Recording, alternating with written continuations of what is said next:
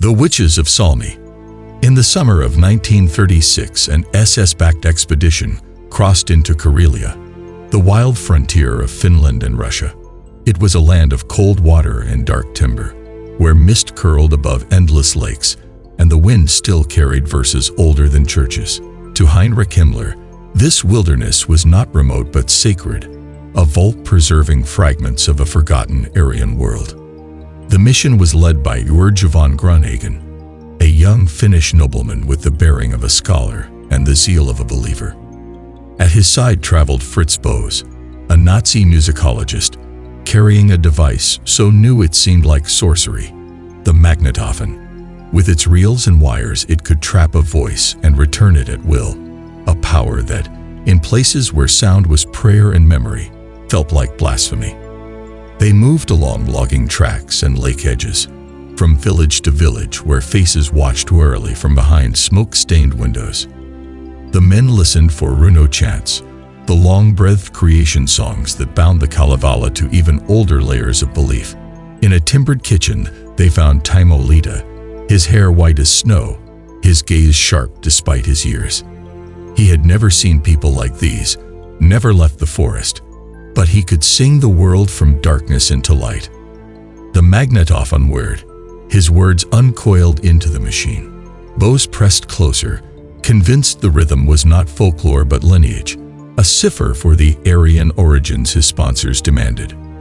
But near Salmi, the line between study and intrusion fractured. The villagers spoke in whispers of a woman feared and avoided. Myron Aku, 92 years old, a soothsayer who carried the forest's silence like a cloak. They warned Grönhagen to stay away. He did not. He found her in a clearing, gathering mushrooms beneath the spruce. Frail in form, her eyes burned with unsettling clarity. She greeted him without surprise. She had dreamt of his arrival 3 nights in a row. Then she led them deeper into the trees, where the ground was blackened with old offerings. There she began to chant. Her voice cracked, yet it rose with insistent force, as if ice itself were breaking on a river. Bose's machine hummed. The chant was caught, wound tight into tape. When he replayed it, her voice returned, disembodied, hovering in the forest air. Myron Aku froze. Horror filled her eyes.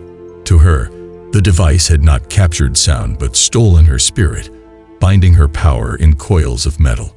She begged them to release it. They refused. Duty, funding, and the Reich's hunger outweighed the dread of a single life.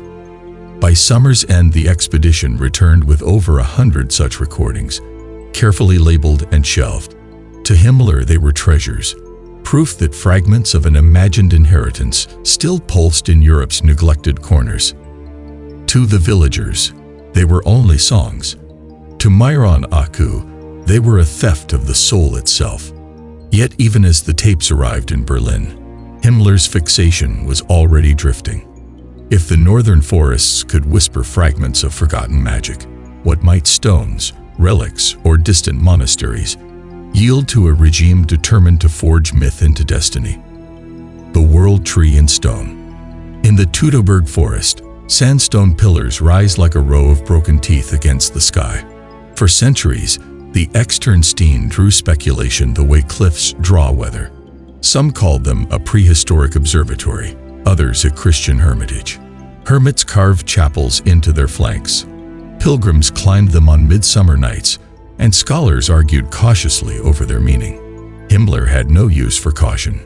He wanted a foundation stone. In 1935, he created the Ahnenerbe, an SS institute devoted not to scholarship but to the remaking of the past. The Externstein became its altar. On one rock face, a medieval carving shows Christ being taken from the cross. Himmler's circle reinterpreted it with fanatical ingenuity. Not a biblical scene, but the destruction of the Irminsul, the sacred world tree of the Saxons, felled by Charlemagne to crush their resistance. If the stones could be made to testify to this myth, then the Reich could inherit their sanctity. Ritual followed theory. Torches braided firelight along the cliffs. Banners rose crimson in the night air. Hitler Youth were marched to the site to sing ancient hymns drilled into them only weeks earlier. On Hitler's birthday, boots thundered across platforms beneath the rocks, smoke thickened in narrow passages, and proclamations rang out as though the stones themselves spoke in defense of the Reich. Film crews captured the spectacle. Photographs turned ritual into record. By staging a myth, they attempted to backdate reality. Archaeology told another story. Flint tools and hearths revealed Ice Age hunters who once sheltered there. Monks carved chapels in the Middle Ages. Later, bandits hid in the caves. Farmers quarried the stone. The record was layered, human and earthly. No trace of an Irminsul was ever found. But the Reich did not require truth. It required symbols, images that could fuse rock, fire, and ideology into one authority. And when even stone refused to yield the past they demanded, the Ahnenerbe turned elsewhere, to forests where old songs survived, to monasteries beyond the empire's edge. Always searching, always cutting the ungovernable past to shape, mounting it beneath a banner. The Monks and the Masks, January 1939. 5 Europeans entered Lhasa, Tibet's holy city. They smiled and bowed, courteous at the gates, their notebooks and cameras tucked beneath wool and protocol. At their head was Ernst Schaefer, a zoologist by training, an emissary of the SS by appointment. Officially, the expedition was scientific, cataloging plants, animals, and customs, the taxonomy of altitude. In truth, they carried a list drafted in Berlin. The team set to work with calipers and plaster. Faces and skulls were measured in monastery courtyards, limbs recorded with meticulous notes. Plaster was pressed to cheeks, lifting pale masks of monks and villagers that dried like ghostly doubles. Symbols were photographed.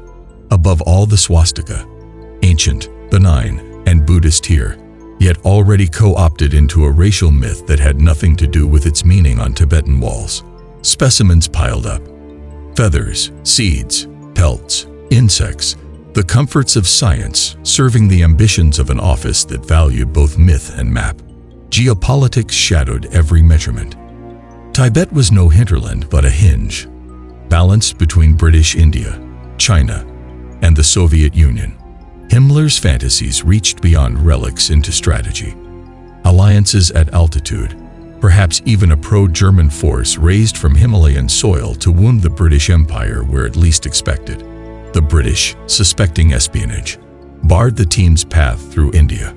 Schaefer maneuvered another way, slipping through Sikkim, and entered regardless. The monks tolerated their visitors with courtesy edged by distance. Schaefer's men filmed ceremonies by butter lamp light, sketched monasteries, noted rituals, and dispatched reports by diplomatic pouch. Every gesture of hospitality was met with the quiet coercion of measurement. The confidence of men convinced the past and present could be ordered to point back toward themselves. When Schaefer returned to Germany, his crates brimmed with thousands of specimens, photographs, and drawings. Himmler rewarded him with his own department in the Ahnenerbe. Status for obedience, promise for more. A second mission was drafted, openly political this time. But war consumed Europe. Borders closed, oxygen vanished, and plans shrank into archive drawers. The images remain. SS men standing beneath prayer flags, smiling as calipers aligned against a jaw. Plaster masks stacked like relics of a people who had never asked to be measured. They capture the collision of science and empire, myth and policy. The intrusion of men who believed that mountains, symbols, and skulls could all be bent until they pointed back to the Reich. Ruins beneath an alien sky. High in the Bolivian Andes lies Tiwanaku, a city of colossal stones scattered across the Altiplano. Some blocks weigh hundreds of tons, fitted with precision that defies explanation. To archaeologists, it was the center of a pre-Incan civilization. To Himmler's circle, it was proof of something far more outlandish. Edmund Kiss, a German architect and novelist, arrived there in 1928. He was a devotee of the world ice theory, of pseudoscience claiming Earth's history was shaped by colliding moons. Kiss believed Tiwanaku held the key to prove it. Working with Arthur Posnensky, who had studied the ruins for decades, Kiss argued that Tiwanaku was not built by indigenous people, but by Nordic migrants over 170,000 years ago. He pointed to statues he claimed bore European features, to crosses he read as Aryan symbols, to doorways he insisted were Baroque. He became fixated on the Gateway of the Sun. Poznański called it an ancient calendar. Kiss declared it proof of another world's rotation, when days had 30 hours. To him, Tiwanaku was millions of years old, built by Aryans under alien skies. Nazi newspapers seized on his claims. They fit perfectly into the Reich's myth of Aryan dominion. By 1938, the SS was ready to sponsor a major expedition. But the war erupted, and Tiwanaku remained untouched. Kiss's vision faded into obscurity. Yet the ruins remain. Their true builders, the Tiwanaku people, left no written records. Their methods are still debated. And so the stones, like the Grail, the Externstein, the chants of Karelia, and the monasteries of Tibet, became mirrors. Himmler and his scholars gazed into them, and saw not truth but their own obsessions staring back.